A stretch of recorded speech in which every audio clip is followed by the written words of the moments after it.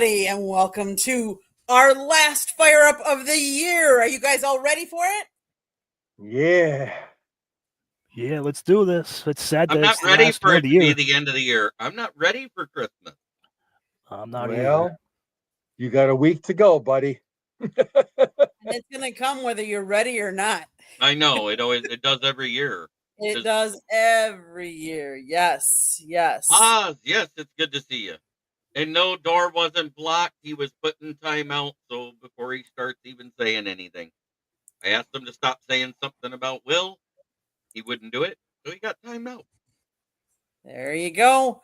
We want people commenting about what we're talking about, not necessarily other issues or other things. So we welcome all kinds of great, comments as long as they're related to what we're talking about. So the topic, the title, bowling, anyone? You guys all know how to bowl? Oh, bowl games. That's what we're talking about. Yeah. Although I will say, Scott will tell you, he once got an award for the most unusual form in bowling. So, Yeah, we talked about it. Mm-hmm. Yeah, but we're not going to go I there think tonight. I want to know. We are going to talk about the college bowl games going on.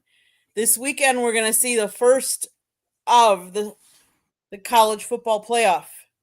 And this is the first time that they're actually doing it in home stadiums. Yes, for the first round of the college playoffs. Yes. And did you see the stipulations on the ticket? And I think it's great they did it this way. Go ahead, let us know. They made sure that it was 40% for each team, home or away, gets tickets. That way, the home teams can't just dominate the whole stadium. The other 20% are for media, politicians, stars, and crap like that. They are letting the ticket sales revenue all goes to the CFP. So it doesn't go to the home schools. The home schools get to keep the parking and the concession sales. And the other thing that's going to be different is away teams have the option for their hype video during their introductions, just like the home team does.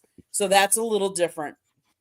Right. So like no, not just talking about Michigan here to talk about Michigan. If Michigan was in it and they were playing against somebody, you would see the hype video they did in honor of James Earl Jones this year, because that's the one they use for every game with him passing away. Mm-hmm. That's emotional too. JI will be here. I have faith in him. He shows up every show. That is Smoking Jay set a fire under the guys. Well, sometimes the guys need a fire lit underneath them. Number one, I'm going to say it right now. Joshua Dorr. Will is not a semi-virgin. He doesn't need to hear that in my chat. I warned you. You did it again. So I put you in timeout. Oh, shit. And that's where it ended. So the first playoff game starts tomorrow night. And it's not an in-state rivalry, but it's kind of like a small rivalry. It's at Notre Dame, and Indiana's going to play Notre Dame. So let's go around the room what we think is going to happen in this game. And I am going to because I know George is a big fan of Notre Dame, I'm going to let George go first. Well, big fan, yeah. I mean, I had the Notre Dame experience many, many years ago. But I think that all Indiana has had a great year, no question about it. I mean, nobody predicted them for being in the CFP. But I'm telling you what, Notre Dame's had a damn good year too, and they want to see it continue as well. Very interesting, though, that the two schools from that state are playing each other. So you got number 10 against number 7 is where they ended up in the rankings. This is going to be a home game for Notre Dame. But as Candy mentioned and Jeremy talked about, they're trying to be fair with this audience, with the fans in the stands. But I think it'll still be prominent that the home team is going to get more cheers, more excitement than the road team. But that being said, yeah, I would think this game is going to be closer than a lot of people think, though. I'm going to go with Notre Dame 30 and Indiana 24 as my final score of this first game. Okay. Pensman, what do you think? Well, before I give my predictions, go out and go to BetUS and keyword under Sideline Sports and place a bet during these bowl games, and maybe you'll get a discount on your first bet. So I just want to point that out. But with that said, I'm going for Notre Dame in this game. It's going to be close, like George said, and I have 34-31 in that game. Smoking Jeremy B, what do you think? I'm more along the score that Pensman said, but at the same time, it's been a while since Indiana gave up big points to any opponent. So I do think it's a one-score game, but I got Indiana winning because they play better defense. I'm going to go with Indiana too. If you didn't all hear last night, and I don't normally say this too much, but I was born in Indiana.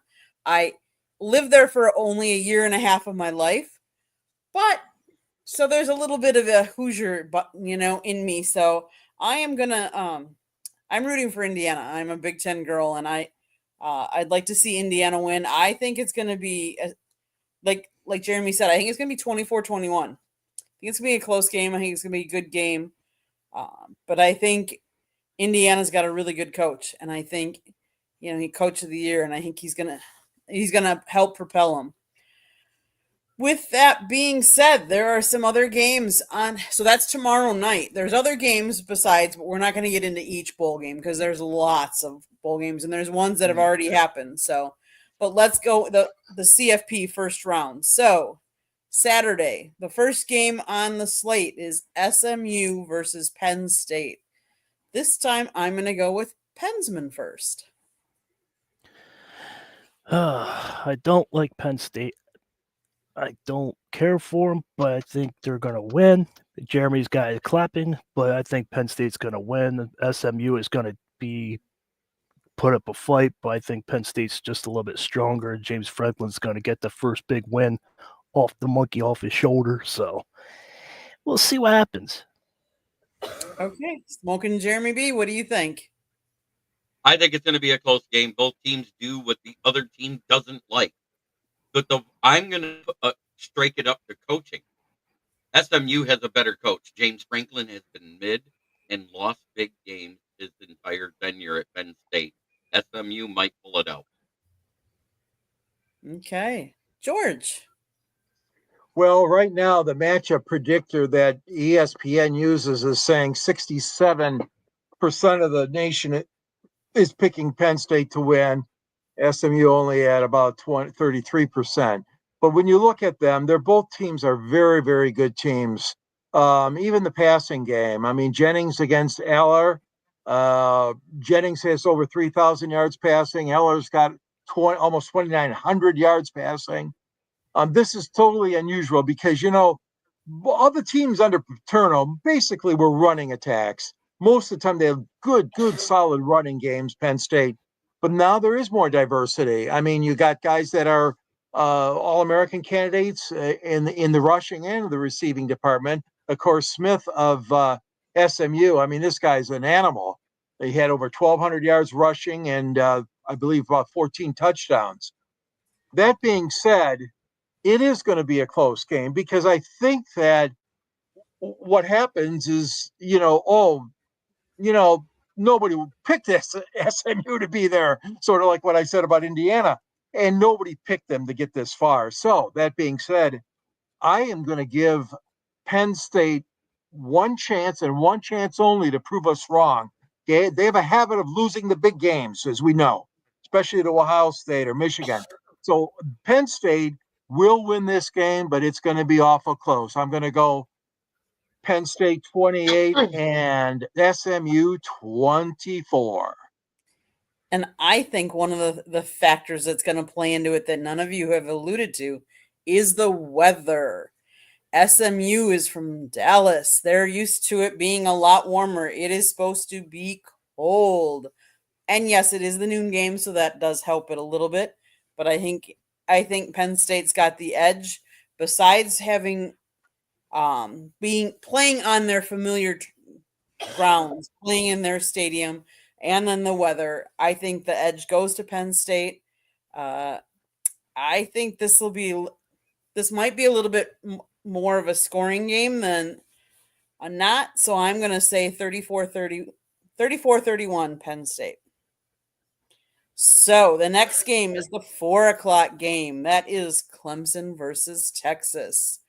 Smoking Jeremy B, your thoughts on that game? Texas is going to dog walk them.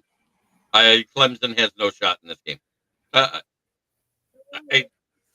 home, and the crowd outside the stadium might be louder than the away team's crowd inside the stadium. Okay, George, your thoughts? Yeah, again, the predictors got 80% chance for Texas and only a 20% chance for Clemson. Clemson's been up and down, most of the year. They've had they've lost 3 times, 10-3, but they still got a good solid team. But Texas is loaded. I mean, most people had Texas as the number 1 team for several weeks during the season, as we know. And, they had a couple of bumps in the road there and finished 11-2 overall. The quarterback comparison, again, you got 2 guys would pile up the statistics. Clemson guy, Klubnik, has got 33 touchdowns and 5 interceptions only. And then Ures of Texas, he's got 25 touchdowns and 9 interceptions.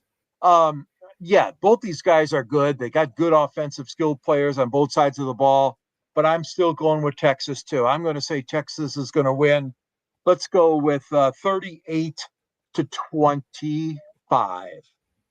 Okay, Pensman, your thoughts? I have Texas winning this, and it's like everything's George said and Jeremy said. I agree dead on that Clemson's not strong like they had Trevor Lawrence. Those teams when Trevor Lawrence was on that team, they dominated.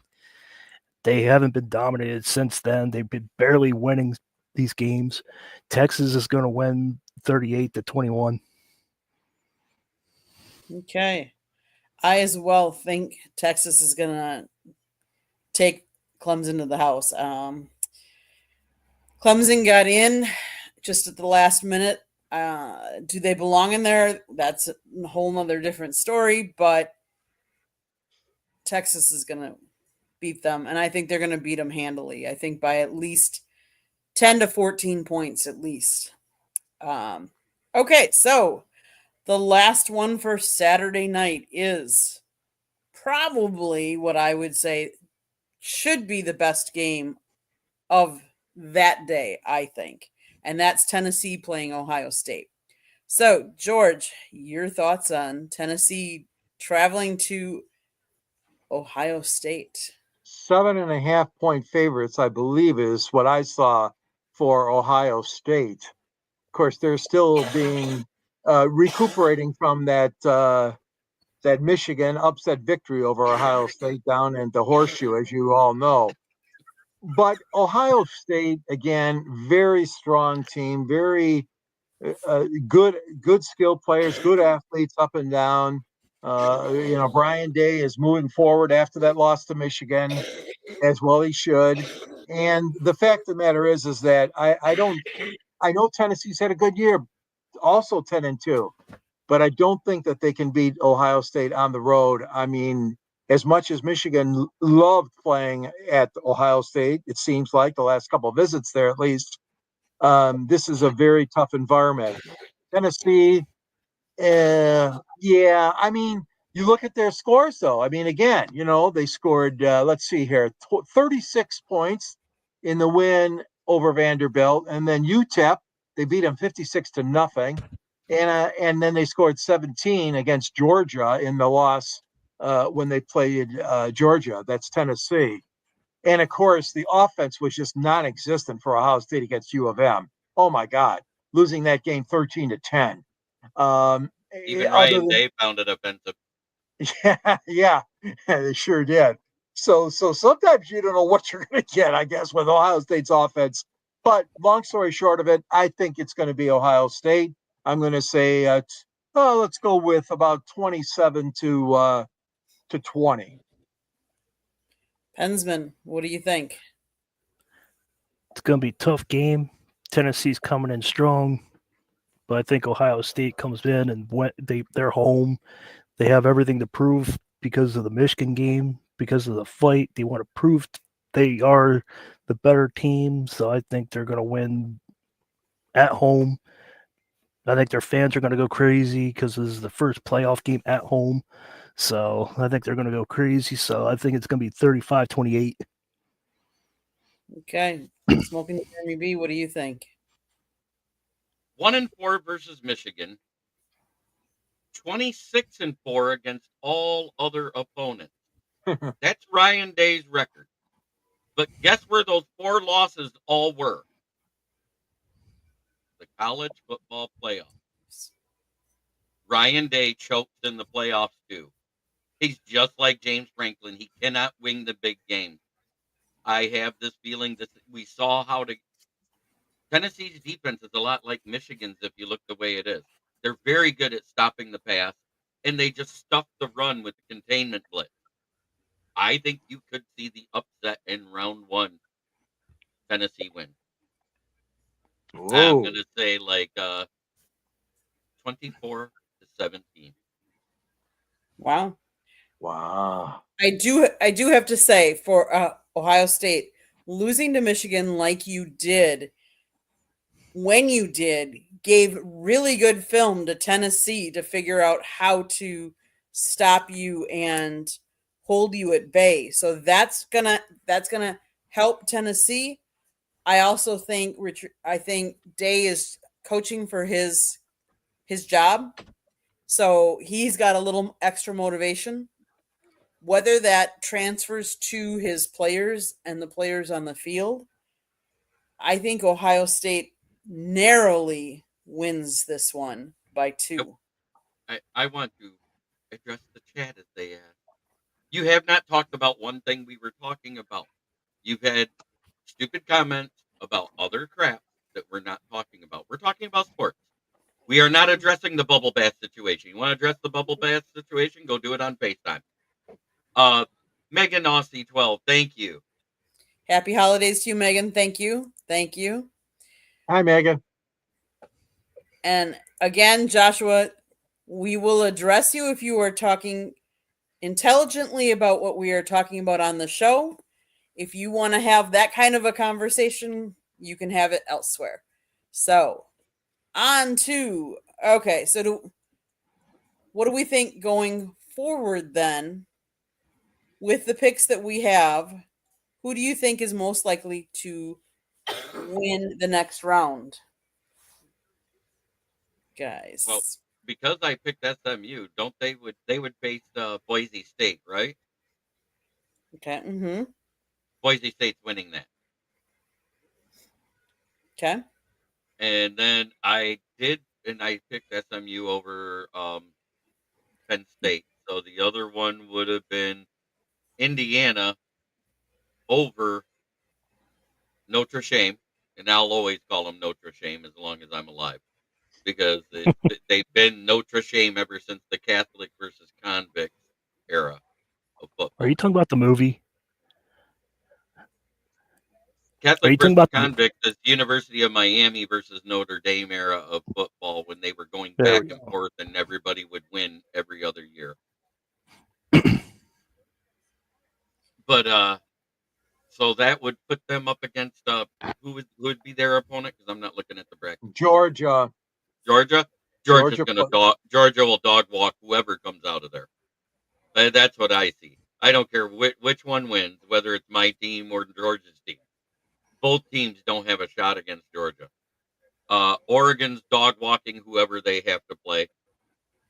And Ohio the only State one, and Tennessee. Right. And then the only one that I see that will have a hard time with anybody is Texas coming out and going up against Arizona State. I don't see Arizona State beating Texas. Wow. Wow. You're going out on a limb tonight, Jeremy.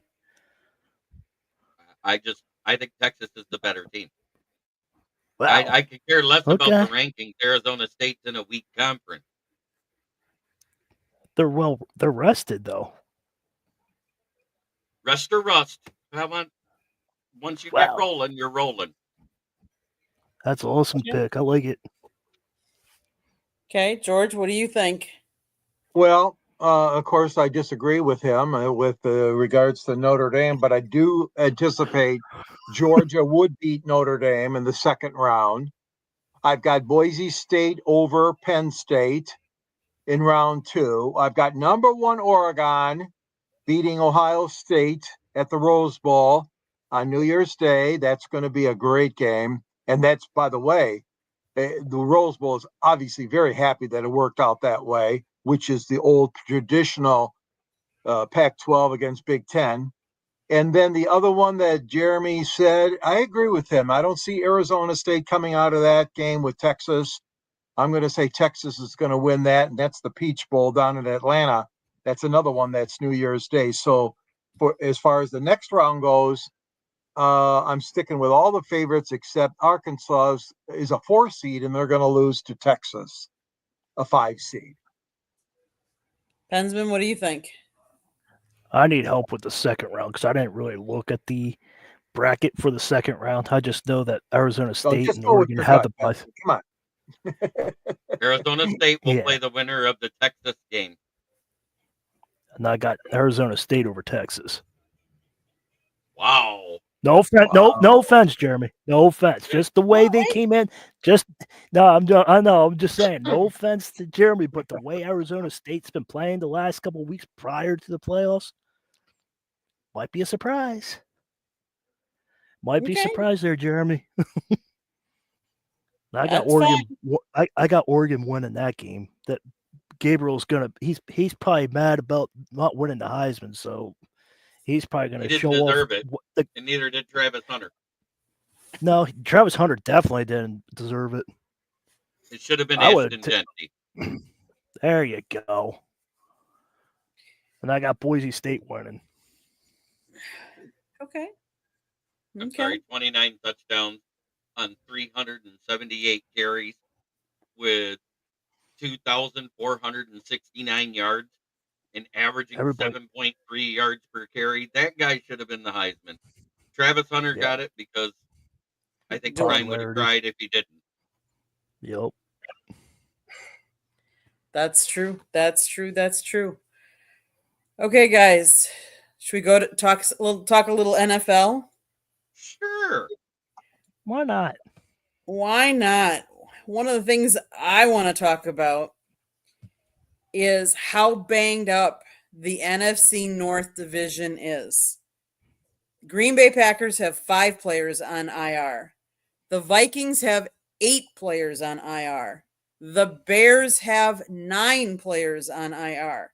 And then there's Detroit that The have Legion of Boom. 22 players on IR, and yet they're still 12-2.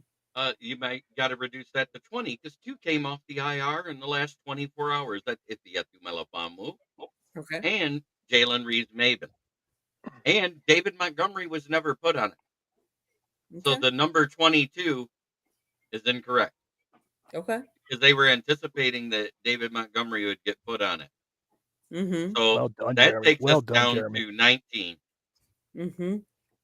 That's So- still quite a Oh. few for the whole division. Do you want to know what's funny? Is we've been playing with 17 on IR all year and winning, and everybody's crying about losing 4 players in a game when we lost. While we were winning, nobody was complaining about the injuries. Right. And Right. so the Legion of Whom is ready to rock. Hey, that's the whole premise. Next man up. That's what you have to be ready for that. Next man up, and you got to win and be ready for that. You can't keep using injuries as an excuse because everybody's got injuries. Every team. And I seemed like I said something about this because somebody asked me, "What about injuries?" Because Detroit has been plagued with injuries the entire time Dan Campbell's been here. And I said, "We're built different than every year he's been here." I think I said something to the fact that this is the deepest roster that the Lions have had talent wise in my history as a fan, not only as a writer or broadcaster. That's Mhm. I'm 54. It started when I was 5. That's 49 years, people. I've never seen this much depth of talent. And I said, so this next man up thing may get put to the test. And it started early. It actually started in week 3. First, it was Derek Barnes. And then 4 plays later, it was Marcus Davenport. Then the next game, we had another injury. And then we had another injury in week 5, and not week 5, week 6. And that was a major one. A guy that was like leading for defensive player of the year in Aiden Hudson when he broke his leg. And then everybody, remember all week before the game, what's Detroit going to do without Hutchinson? They don't have a pass rush. They won't be able to win games. They won 11 straight without him. Can I say one thing first before you No. keep going? I thought you guys were done after Hutchison went out. I thought you guys were just. I was like, well, there you go, because he was leading in sacks too prior to when he got injured. As soon as he got hurt, I was like, well, Lions are done. They kept the next man up and started performing better. I was like, all right, maybe not. Yeah. And, we had a good game the next week versus Minnesota. And then what Yeah. was it? The Titans came to downtown. And offensively, we had one of the worst games of the year that year. Year offensively, worst output of the year. But what did we have? We had the best special teams output of any team in 20 years since Devin Hester was running the ball. I'm not Well, wrong. Well, the only No, thing I could say is that, Brad Holmes and his staff, scouting staff they're and not. pro development staff, whatever they're called, has done a hell of a job in looking over the rosters and the extra players that are available to pick up, because I've never seen this happen before where you pick up guys that actually do come in and they contribute immediately. Whether it's 1 week practice, whether it's 5 days practice, whether it's 4 days, whatever, these guys have stepped in and answered the call, answered the bell, as they say. You could talk all you want about all these injuries, but if Detroit did not have that kind of depth, there's no way they'd be 12-2 right now. They have the deepest roster in the division and probably the conference. So back to our friend Candy's point. I don't think it's any kind of trend, the NFC North. I mean, 2 teams play outside, but 2 don't. I don't think it has anything to do with just everybody in this conference, in this division. I just think that Detroit has a better way and a better system set up to acquire more backup, more talent, perhaps guys that could be disgruntled where they're at right now. Who knows why all of them were available? We don't know all the reasons why. What we do know is that Detroit has been shrewd, very shrewd in picking up the guys that they think can fit in, they think can help. And Jeremy's right. There's been a problem all year with these injuries, and the Lions have been able to overcome it. So that's my 2 cents. I'm taking a little bit of what all you guys have said, because obviously they are still the front runner, no question about it, the Lions.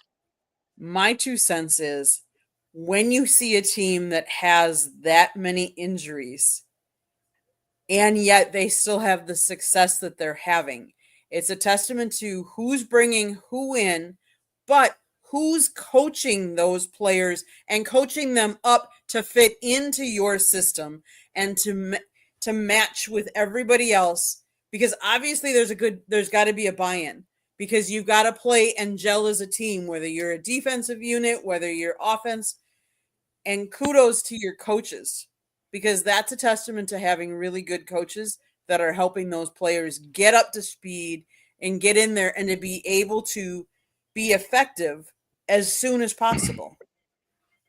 I want to go back to something that AG said in that last presser that he said. He goes, when it comes to bringing these new guys in, instead of changing who they are, I work my scheme around the type of player they are so that they don't have to change what they've done good their entire career for the veteran guys. And for the younger guys, they just tell them, hey, I see you play this position good. I'm going to put you there. Mm-hmm. And so your job doesn't change then. If your job doesn't change and you've been doing it everywhere else at a decent level, or even at a practice squad level, hey, we're giving you a shot. You're going to be in the game today. Prove us something. You'll get to stay here. Otherwise, you'll be back on the waiver wire tomorrow. I mean, because we've done it. And Yeah. that's why we've kept 52 people on the active roster. They addressed this at the beginning of the season. They did it on purpose so that they can sign a practice squad player to the active roster and then have them not be dressed. It doesn't count towards the salary cap because it's below the top 51. Keep them on practicing with the first team the next week, give them a chance to play, then let them play the next week, and then they waive them to bring them back to start the clock all over again, and then they can do the whole dressed and undressed thing 4 more times. We've done it all year this way. Everybody's like, when are they going to add somebody to make it 53? Newsflash, they're not. With that being said, what games are we looking forward to this weekend in the NFL? And we're going to start with Pensman. I'm looking forward to the Steelers Ravens game because the Ravens have been talking. I saw an article today that Lamar Jackson is getting frustrated of losing to Pittsburgh because the Pittsburgh's got his number. So they're at home. So Lamar Jackson's getting frustrated, and I don't care. I love when he's frustrated because I'm a Steelers fan. So that's what I'm looking forward to, and I'm looking forward to seeing some bowl games to see what happens. And if we get upset with the teams that we picked, then that's fine. But I just want to see good games and see good competitive football in the bowl games. But that's the main game I'm looking for. And after everybody's got something to say about the football games, I got one more topic I want to talk about. But go ahead, though. Okay. Mr. George, what NFL game are you looking forward to? Oh, all of them, of course. But one that I got my eye on is Minnesota at Seattle. That's a 4:00 game on Fox, and we'll see if the Vikings can continue this little magical season they're putting together. Geno Smith. I'm not a big fan of his, but you can't argue with some of his stats. But the one that really is a bad one is his touchdown to interception ratio, 14 and 13. That's horrible. So I don't think that Minnesota is going to have perhaps as tough a time. But that being said, anytime you go on the road, of course, it's a different environment. So right now the spread I think is Minnesota by 3, but I'm looking forward to that one, and I know Lions fans are too because they want to see Minnesota tripped up and lose that game in Seattle. Why would we want?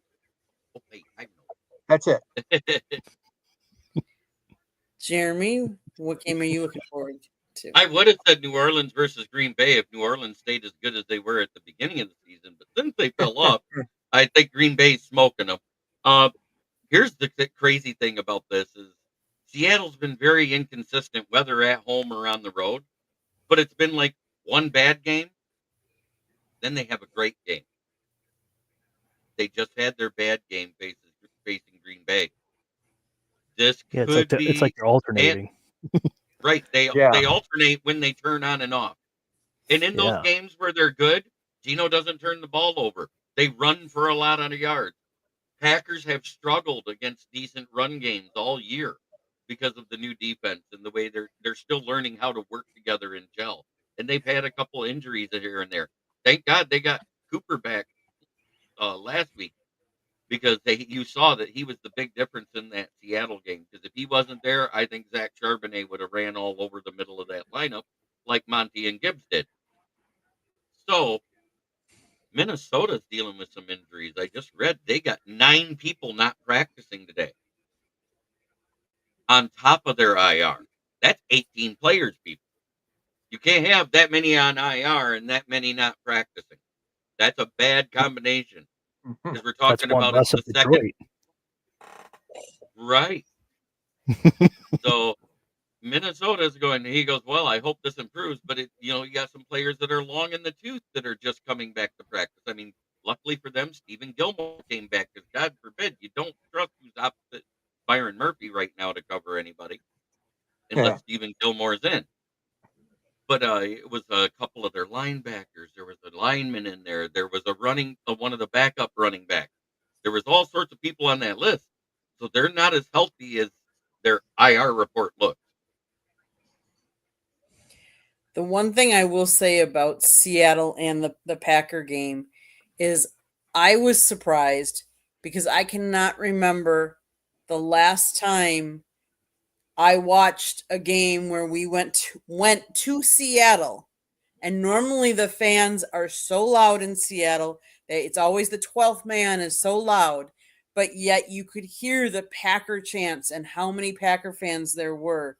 And I read that Aaron Rodgers was on the Pat McAfee show, and he even said he's never heard as many Packer fans at a Seattle game. He said that was crazy. And we talked on Inside the Pigskin on our network a couple days ago, and we were talking to Football Talk Bo because he's from Seattle, and what he is saying is that he's seen a turn with some of the teams that come in because Seattle's ticket prices are so high and their season ticket prices are so high that they're selling. Some of their season ticket holders are selling their seats, and a lot of times they go to visitors instead of the home crowd, and so you're seeing kind of a turn where you're seeing a lot more of the 12th man isn't necessarily the 12th man for Seattle. It's not as loud. So it'll be interesting. Like I said, I've never heard Packer fans as loud in Seattle as they were this past weekend. To be exact, it was 2009 was the last time the Packers won in Seattle. Mm-hmm. Oh, is Not that as right? not as bad as Pittsburgh winning in Philly. It's been since 1965, and it's not happening this year either. All right, Candy, I'm out of here. No, I'm Hey, joking. I'm joking. I gave every stat to try and help I know. Pittsburgh win, and I it didn't work. I know. I don't want to talk about that game. That game, It was frustrating. that game was rough. Yeah, I know. That game was so rough. But you talk about fans, Candy, and we all know the Lions' successful story where they're going in there and buying and buying and buying. And these fans in these other cities, obviously, oh, sure, here, I'll make a few extra bucks. They're selling them, a lot of the Yep. season ticket holders. But at the same time, that price in the aftermarket ticket sales, because these tickets have been sold out for months, people. Yeah.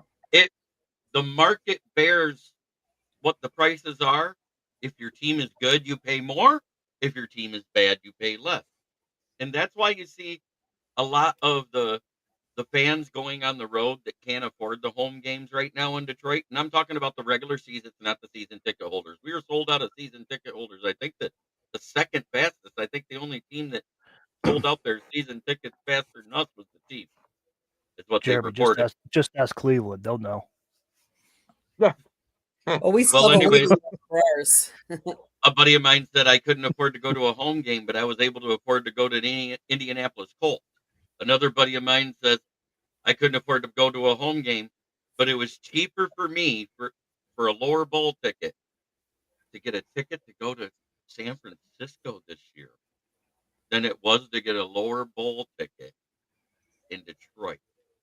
Did you ever think you'd hear these statements for a Week 17 game? No, So but is he that adding up the hotels and the airfare? He just said his plane ticket and seat ticket is cheaper than the cheapest lower bowl ticket in Detroit right now. Wow, that's crazy stuff. Wow, But that's because that's also depending on who you're facing. Like if the Colts would have been coming to Detroit, those tickets would have been a lot less than they normally are. If you're playing a bad team, the tickets are less. The cheapest ticket this weekend in Chicago is $100. You know how much the cheapest nosebleed is for face value in Detroit this year? It's $250. Yep. There'll be a lot of fans And at the Soldier and Field the from Niners are Detroit. reigning defending champions of the NFC. That's what makes it more surprising. Well, So that the- game's in, yeah. So the two games that I think I'm most interested in was going to be tonight's game. Obviously, if you have been watching, though, Denver is up 21-13. And then the other game that intrigues me is Yes. the Eagles-Commanders game. That game interests me. That interests everybody in the NFC. Because this is the last test for Philly, really, if you look at the records of the opponents. This is the team that's in second place. They have the best shot to knock Philly off their little high horse right now, saying that they're better than everybody else. But the bad part is, out of all the top 4 teams in the NFC, they've had the weakest second place schedule of any team in the NFL. The record of opponents against is 85-113. You hear that, Philly? Not You hear including that, tonight. Philly? Not including tonight. So that's going to change a little bit because they finally facing a team with a winning record. It's true. This is true. I mean, They've otherwise, only played 4 teams with a winning record all season, and they're 2-2 in those games. let's face it, it's going to be a barn burner. The Jags are visiting the Raiders. Woohoo! Toilet But- Bowl edition, 15 on the year or 16 on the year. And let's So face what- it. So what Candy's trying to tell you is get some turkey and fall asleep during that game. And let's face it, when you're playing it, when the NFC North is playing an NFC North divisional game, it really does not matter what the record is because we all play each other very tough. So the Lions go to the Bears. And Well, did you watch that game last Monday? The Bears quit. Yeah. Let's face it, the Bears have quit. They got the interim head coach, the first interim offensive coordinator made to be the interim head coach in a career. And it just goes to show you he belongs up in the booth calling the plays, not on the sideline, because it looks like he has no clue what's going on in offense. They put up 13 points? Or was it 12? No, it's 12 because they went for the 2 and didn't get it, right? Yeah. Yeah, They 30 failed to to 12 play they lost. version. 30 to 12. Yep. So if Detroit doesn't win this game by double digits, then I'm going to say the injuries are a problem on defense. 8 That's losses what in I a row. Bears have lost 8 in a row now. Yeah. And I'm going to make a bold prediction. This is the game where the Here we go. interceptionless streak of Caleb Williams ends. If Yetu Melifamu playing, Brian Branch is getting good and ready to go. Kirby Joseph, Terrion Arnold has been so close to getting his first pick. But I think it's going to be either Ifeatu Melifonwu or Terrion Arnold that gets the interception. Yeah. Sounds good to me. Any other NFL topics? Because I know Pensman wanted to bring up a topic. I have Nope. one more. If you watch my channel, I like to make fun of the Dallas Cowboys. So I'm just saying, if Dallas Cowboys barely won in Carolina because Carolina is Carolina, can they rebound against the Tampa Bay Buccaneers? That's the real No. question. No. That's No. one answer. I don't think Um, so. The chance of If them they win, they'll move to rebounding- 7-8. Then the Cowboys will be yapping more. I know. And it'd be funny.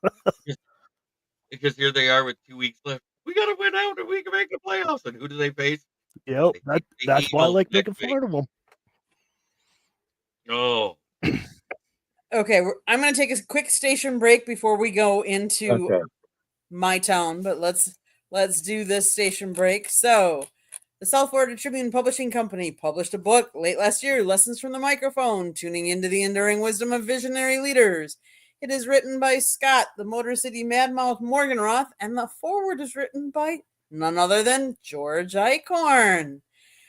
It is available on Amazon, Barnes & Noble, Kindle, Google, and Apple Books. Get your copy today. It's a great gift idea for anybody that wants to get into the media business or anybody that's a sports fan, because there's all kinds of great stories in there and lessons to be learned and lessons that were learned. There's also a link on our website, www.southfloridatribune.com. We also have a link on our website to our merchandise store, so you can get a hat, you can get a sweatshirt. Go check those out. And while you're on our website, you can check out the writing of the two gentlemen, Jeremy and George. They both write for us. Go check out their awesome articles. And once in a while, there's a picture in there that I might put in. You just never know. But there's a lot of other great content. Go check out our website, www.southfloridatribune.com. And then on top of everything, if you like to listen to podcasts, you can find us wherever you get your podcasts. Monday nights, we talk baseball. Tuesday nights, we talk football. Wednesday and Thursday nights, you just never know what we're going to be talking about. We've talked from everything from hot dog eating contests to NFL to check us out. If you see the red subscribe button, hit it, like us, share us with all your friends and family. We'd love to have more subscribers. And we'd also ask you to subscribe to the other channels for our hosts, that they host their own shows and their own channels. At the end of the show, you'll find out where to go to click theirs as well. Okay, guys, one of my original ideas was I created what's called My Town. So, My Town segment, what is happening in your town? And George, I didn't prep you tonight, so I'm going to let you go first, because I know you and Jeremy are kind of from the same town, so you never know if you're going to get the same topic. So let's start with you, George. Well, I know Jeremy's not going to talk about this one, so I figured I'd be safe with this one. Cade Cunningham. Cade Cunningham is making his case to be an NBA All-Star. The Pistons have won more games than I can't tell you how long it took them to win 11 or 12 games last season. But Cade has been very impressive. He's been healthy. He's dishing the ball off more. He's running the offense, I think, in a nice, easier type of way. And he's listening to his new coaching staff, which is very important, as we know, as the Pistons cleaned house after last year's debacle. But Cade Cunningham is on his way to the NBA All-Star game, I believe, and also he deserves definitely a shot at the Olympics the next time that comes around for the NBA players, or the World Championships. As you know, those are held too with basketball in the off years that there's no Olympics. So hats off to Cade. The fans are starting to come back. The Pistons, I know they lost tonight to Utah, but they are certainly on a better road than they were one season ago. So that's my town. That's your town? Well, I'm going to let Jeremy have a little bit of time, so I'm going to go to Pensman first. Pensman, what's happening in your town? Currently, the Pittsburgh Penguins are winning against the tied with the Nashville Predators, 15 minutes and 58 seconds. I just got done telling Scott last night that Sidney Crosby better step up his game because he hasn't scored in a long time. He put in a goal lead. And Mike Tomlin, time of possession, number 1. Number 2, clock management. 2-minute warning, use your timeouts proper. Use your time of possession wisely. You cannot win games with 20 minutes of possession time and 10 first downs. Think, Tomlin, think. That's my town. Jeremy. Well, we already talked about the injury situation here in Detroit, and it's getting better, and I expect there's a couple more that'll come off the IR in the next couple of weeks, because we still got Anzalone, who's supposed to return by week 18. Mosley's been back, but when will we see him on the field? That's the big question. I'm tired of paying him to ride the pine. And Chris Ilitch, open up the checkbook. The Iser plan can't work if you won't get good players, and neither will the Tigers. Yeah, that's my town. That's your town. Okay. So I've got a couple of things. The Milwaukee Brewers signed a lease extension that will keep them in the state of Wisconsin till 2050. Great for Milwaukee. The other thing is the Milwaukee Bucks won the NBA Cup Finals. Ooh. The NBA. But one of the things that was also announced during that finals, ESPN has announced that 91-year-old Hubie Brown will call the final game of his broadcasting career on February 9th. It'll be a full circle moment for Brown. The Basketball Hall of Famers finale will be in Milwaukee, where his professional coaching career started in 1972. The Bucks will play host to Philadelphia that afternoon, with the game preceding that day's Super Bowl. Brown will work the game on ABC alongside Mike Breen, who will handle play-by-play duties. ESPN released the news during the NBA Cup Finals in Las Vegas on Tuesday night. Brown is a two-time NBA Coach of the Year and had stints as head coach in New York, Memphis, and Atlanta. He has been with ESPN since 2004. ESPN said it would honor Brown's career, including more than 50 years associated with the NBA and 35 years as a national television and radio analyst throughout that broadcast. Now that's something to cheer about. Exactly. Good career as an analyst. So that's Yeah, something it to is. look forward Yeah, it to is. in 2025. Any other topics you guys want to bring to the table tonight? I got one. Okay. And I'm not trying to make fun of Jeremy. I'm not going to say anything, but I just want to hear his opinion, and you guys as well. J.J. McCarthy's supposed to get healed up by next year. Will J.J. McCarthy start next year instead of Sam Darnold? Yes, because they really can't afford to give $30 million minimum to a QB outside of JJ. They're probably going to re-sign Daniel Jones at like a $10-11 million contract, who still has guaranteed money being paid to him by the Giants as a backup. But you may see Daniel Jones to start the season. And there's one thing you can't say about KOC. He has been, for the last 2 seasons, dead quarterback career reclamation project. He brings anybody in and they can win a game or two for him. So, because with that second surgery, everybody says, oh, it's just a cleanup. He'll be fine. They come to find out during his rehab, he tore the meniscus again. While they were in there, they repaired it again. So JJ might not be ready even by the week 1 of the season. George, any thoughts? No, I just think it's a big gamble. He's been out all year, and like Jeremy said, I mean, there's a lot of rehab that goes into coming back, and but I agree with you too about the amount of money for somebody that's a veteran like Darnold. It is a crapshoot, really. But the team has won 12 games this year with this guy. It'd be awful difficult in my mind to think that they're going to close the door on the chapter. The fans have actually said, and because I talk to a lot of them with the shows that I run in the NFC North area. They said unless he gets them to the Super Bowl, and I doubt they do. Oh, really? He won't be re-signed. Okay. And they don't want him re-signed. They want to start the J.J. McCarthy and whatever else we have.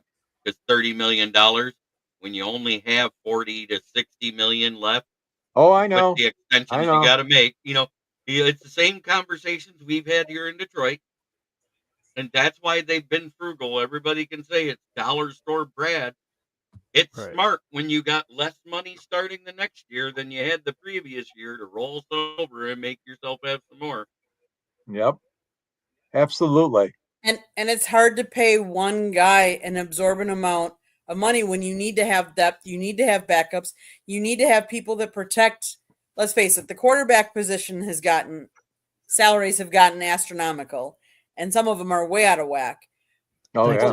What we're finding is if you don't pay for the offensive line to help protect them and have running backs, then what good is paying one quarterback? Because if you're only paying one guy, he can't do it. There's no I in a team. Right. I do want to add one more thing because it happened right in your area. Miami Christian or Northern Christian Academy won their state championship in the first year that Teddy Bridgewater was head coach in Division 3A. And now he said, if there's a team with an injured starting quarterback that needs somebody to come in and help, I'm available. Hey, Teddy. Good job, Teddy. Yeah, way to go, coach. You know, in the semifinal game, not only did they go undefeated through this entire season, they beat the other team 63-0. Ooh. Oh, This was a team that had 4 wins the previous season.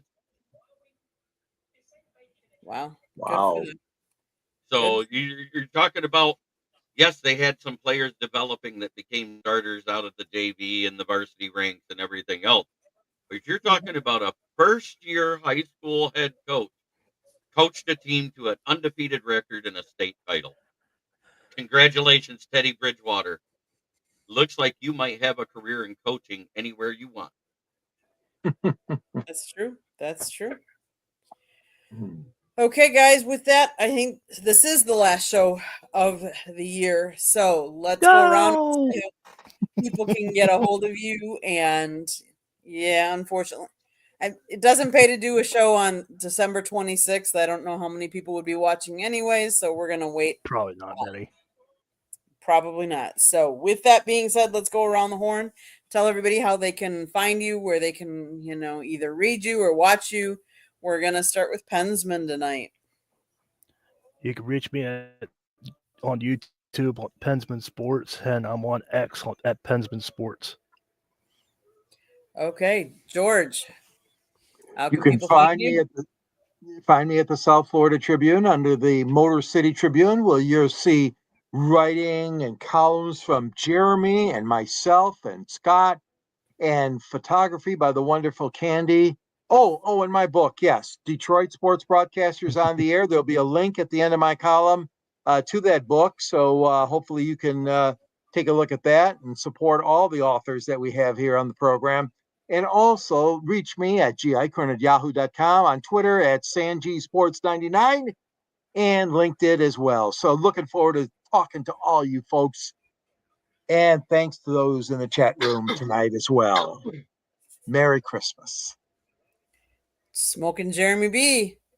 Well, I'm going to go the reverse. I'm going to talk about the social medias first just to get it out of the way. That's my name on Facebook. You can find me at Smoking Jeremy B on Twitter, at Smoking Jeremy B1 on Instagram, at Smoking Jeremy B on Snapchat. You could also find me on the Motor City Tribune heading underneath the South Florida Tribune website, where you can see me with wonderful authors such as Scott Morganroth and George Eichhorn, and Candy's beautiful pictures all over most of the articles that are in there. That being said, you can also find me right here on the South Florida Tribune YouTube channel, where occasionally I'm on Fire Up or the Motor City Mad Mouth or Fire Inside the Pigskin. It depends on where Scott needs me and when, and if I'm available when he needs me. Mm-hmm. Then you can find me on my YouTube channel, which airs into my Facebook. It airs on Twitter. It goes everywhere. Which is Kneecap Biting with the Motor City Lions. I'm live almost every day of the week. Like this show's live on there now. There we But go. I want to say thank you to Candy and Scott. Thank you to George Eichhorn. Thank you to Pensman. And everybody who's ever been a fan or a guest on my show. Ralph Williams, we missed you tonight. Hope you're feeling better. Enjoy your Christmas party. Yes. But it's yes. been one heck of a year. And I believe I'm going into my 3rd year with the South Florida Tribune now. Awesome. Yeah. Look how far you. So thank you. It's been a blessing. I've learned a lot. I've been told I've grown a lot. I had thought I grew wider. But I hope you enjoy your Christmas. I hope you enjoy your Christmas with your family. Remember those that are not there with you and hold those that are very close. no day is guaranteed. And that being said, Andy, take it away. Yes. Look at there. There's a book, Lessons from the Microphone, Tuning into the Enduring Wisdom of Visionary Leaders. It is written by my husband, Scott, the Motor City Mad Wolf Morganroth. It is available on Amazon, Barnes & Noble, Kindle, Apple and Google Books. There's a link on our website, www.southfloridatribune.com, where Scott also writes, and Jeremy writes, and George writes, and George wrote the foreword for this book as well. Go get your copy today. If you want, you can see George has a South Florida Tribune hat on. If you want a hat or a sweatshirt, or there's a link on our website as well. Or if you want to read anything that these two fine gentlemen have written on our website, or a plethora of other information, have a lot of the local colleges down here in the state of Florida. We have the Gators that send us stuff, the Hurricanes, FSU, FAU, USF, Nova, all of them send us information and stuff. So go check out our website. We also have the Dolphins, the Jags, and the Lions send us stuff. Smoke and Jeremy B writes, George writes, Scott writes. Go check out their writing. If you like to listen to podcasts, you can find us wherever you get your podcast. Monday nights, we talk baseball. Tuesday nights, football. Wednesday and Thursday nights, you just never know what we're going to be talking about. And on top of all that, if you want to sponsor a show or advertise, you can call Scott, 954-304-4941. If you want to email us, if you want to be a guest on this show, or if you have topic ideas, it's southfloridatribune@gmail.com. But finally, this is the last show of the year, so I want to say Merry Christmas, Happy Hanukkah, Kwanzaa, all of those good things. Happy New Year. I also will say my husband has a birthday coming up. It happens to be on the 29th, so happy birthday to Scott. And then when everybody is celebrating the new year, not only are Scott and I celebrating the new year, it is also our wedding anniversary that day, as we got married on January 1. What a way to start the new year. So we will be celebrating our happily married life too. So, but with that, we wish every one of you a happy holiday season. May it be filled with lots of love and family. And may the new year bless each and every one of you. We want to thank everybody that was in the chat room tonight. Again, if you want to comment about things that are relevant to our show, we address them. And if you don't, we just let the chat go. So, but we want to thank everybody that has tuned in today and has watched us over the course of this year. And we look forward to 2025. So, Smoke and Jeremy B, you always end the show. You ready? I'm ready. All right. Try every day to be a better person than you were the day before. That's the only way to make the world a better place. Starts right here. Much love to everybody. Happy holidays. Happy New Year. We love you. Thanks. Thanks, everybody. Thank you. Happy holidays. Merry Christmas, everybody.